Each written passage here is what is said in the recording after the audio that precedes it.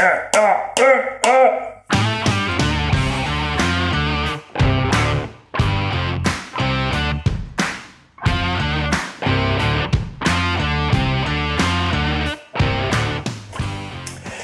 W here. Welcome to not my workshop. If you think I'm a little bumbling back there, wait till you see me in the kitchen.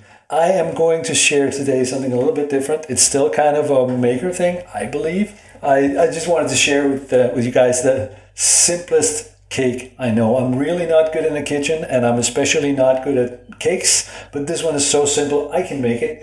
If I can make it, you can make it. It's easy and it's really good. So I've got a few ingredients here, and I'm just gonna do this and talk you through it with me here. So the cake is called a yogurt cake, and that's because the main ingredient, or actually not the main ingredient, but the decisive ingredient, the naming ingredient is yogurt. That kind of goes without saying. So let's start with that. I should say that like I said, it's a really simple cake.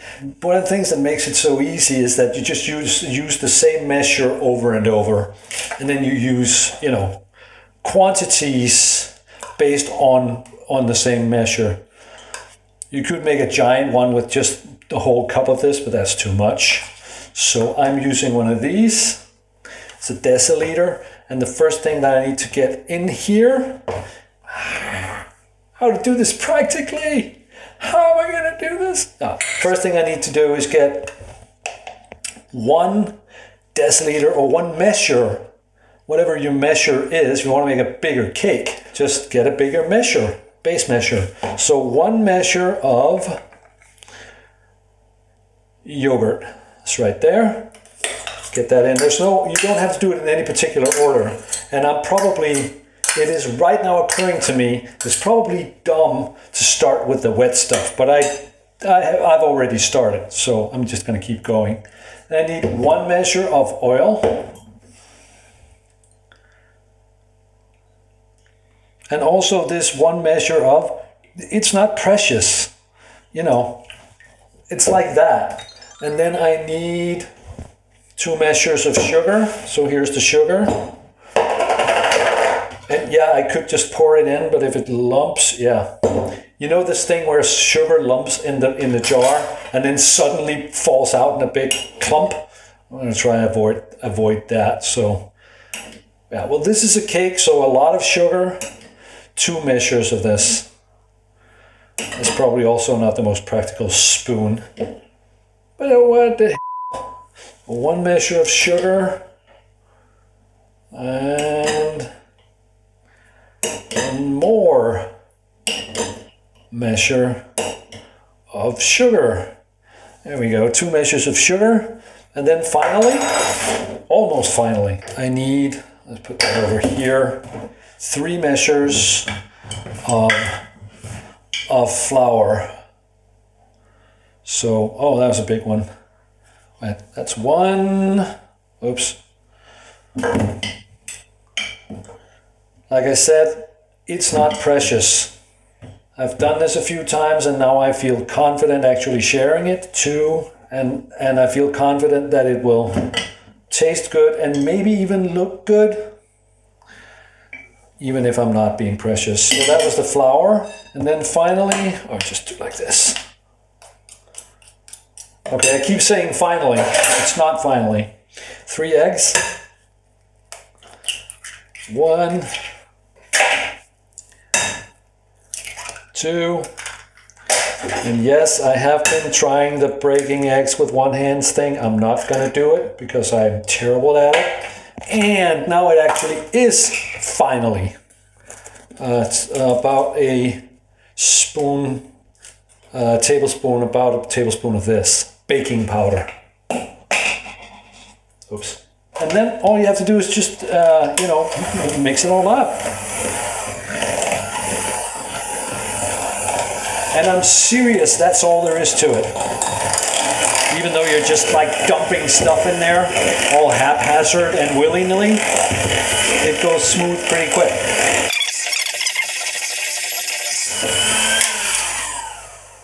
There we go, I'm happy. put in one of these. We call it a spring form. I don't know what the English word for that is. Springy. Just get it in there. And that, my friends, is truly all there is to it. I could end this video right here by telling you that it bakes for about 40 minutes and it's done. It's really that simple. So I've heated the oven right behind me here, and I'm gonna put the cake in.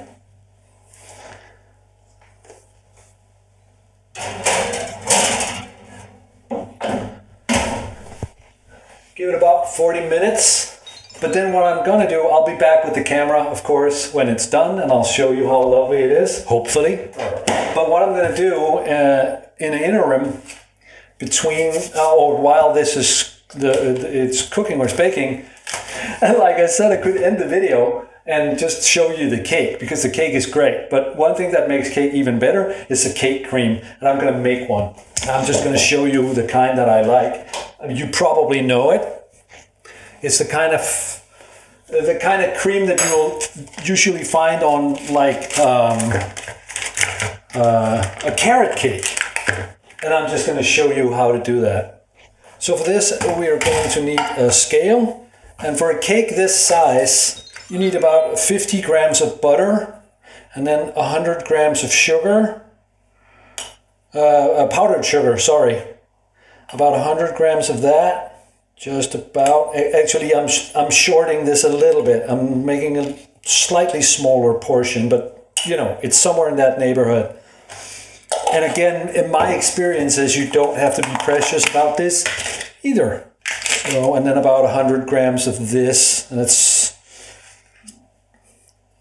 about half. Oops, there we go. Come on, about half of a tub like this. And now comes the hardest part, actually. Because once again, this is really, really simple. Oh, wait a minute, just one more thing.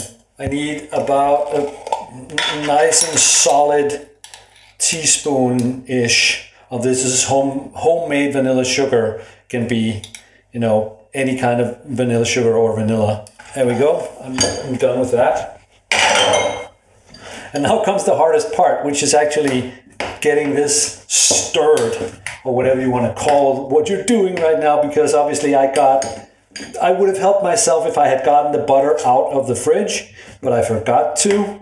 So right now I've got some very lumpy cream cheese and some extremely hard butter and a whole bunch of this powdery substance that is the sugar, and my job is to get all of those stirred together, and that's going to take a while. Yeah, I've done it before. It's absolutely possible, but it's a little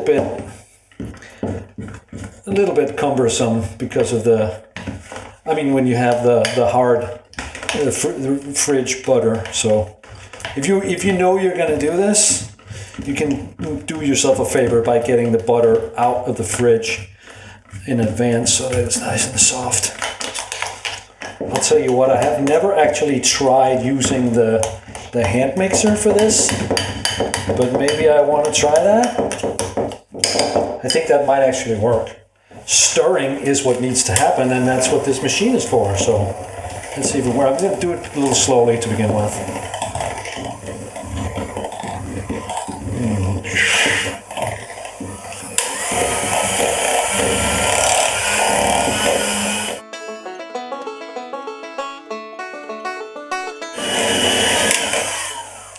I think that looks very nice.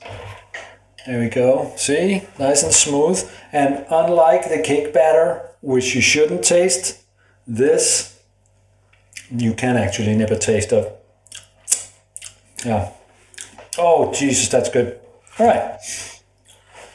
So that constitutes the cream that I'm going to put in it. And I think what we're going to basically do is cut from this to the finished cake. Or the cake coming out of the oven. So, you ready? There we go. Oh, there's a bit of a sizzle there. The cutting board is damp. And of course, this is fresh out of the oven. I'm not touching it. But look how pretty it looks. And in case anyone's wondering, the way to know if a cake like this is done, the way I do it anyway, toothpick. So I've been checking in on it for the past 5 or 10 minutes.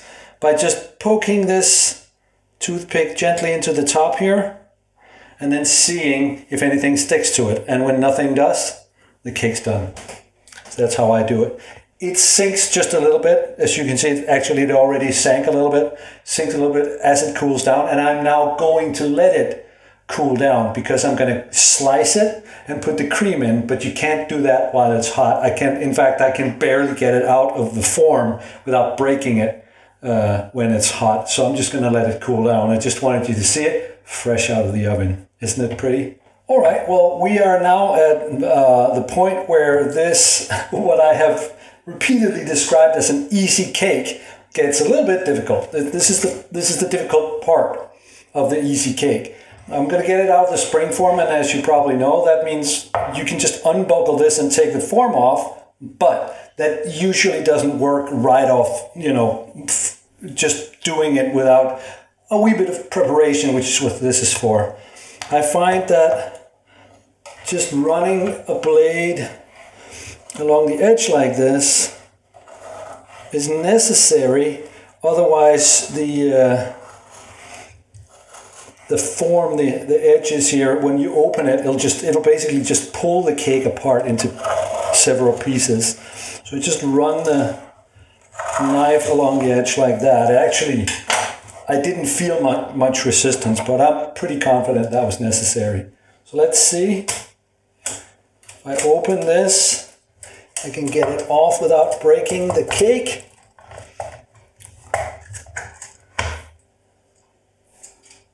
Ta-da! There we go. And then, bottom still on, down there. Same deal, it's supposed to be some sort of Teflon, whatever, that lets go, but experience tells me, just give it a wee bit of help and I won't pull it apart too much. Just so happens that I have, just so happens that I have a plate of the almost exact size. I think it fits rather well. There you go, boom, like that. Get rid of this and maybe some of the crumbs, there we go. Because the next thing that's gonna happen is also one that takes some care, because like I said, the cream's going in there, and in order for that to happen, I am going to cut the cake in half. Like so. It is so soft. It's actually, I think I may be a little hasty. It should have maybe cooled off for a few more moments, but it's okay. I'm taking my chances. Honestly, I also want to film it for you guys, and the light is going. See? Look at that. Beautiful, fluffy, airy cake. Here comes the cream, the cheese, cream cheese, sugar concoction that I made before. Goes in here, obviously. There we are. Like that.